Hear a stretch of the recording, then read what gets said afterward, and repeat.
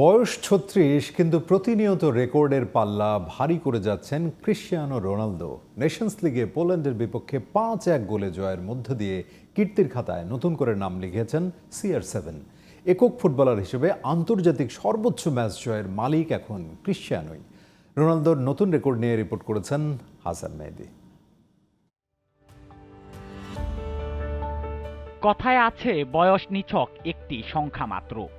Portuguese তারকা Cristiano Ronaldo হয়তো সেই কথাটিকে খুব সিরিয়াসলি নিয়ে নিয়েছেন।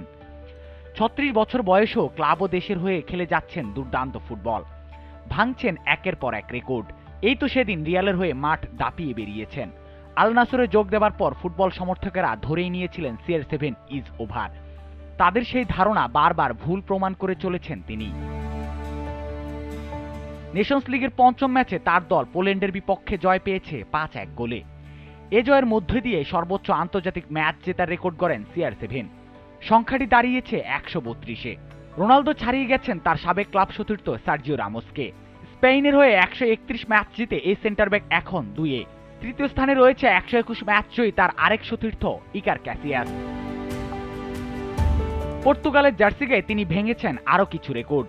সবচেয়ে বেশি ২১৭ ম্যাচ খেলার রেকর্ডের পাশাপাশি সর্বোচ্চ ১৩৫ গোলের মালিকও এখন তিনি। অপেক্ষাকৃত তরুণ তারকাদের নৈপুণ্যে যেখানে প্রবীণরা একে একে ছিটকে পড়ছেন, সেখানে রোনালদো যেন নতুন করে জ্বলে উঠছেন আরও বেশি বেশি। তার প্রতিটি ম্যাচই যেন হয়ে উঠছে সমালোচকদের কড়া জবাব। হাসান মেহেদী, জিটিভি নিউজ।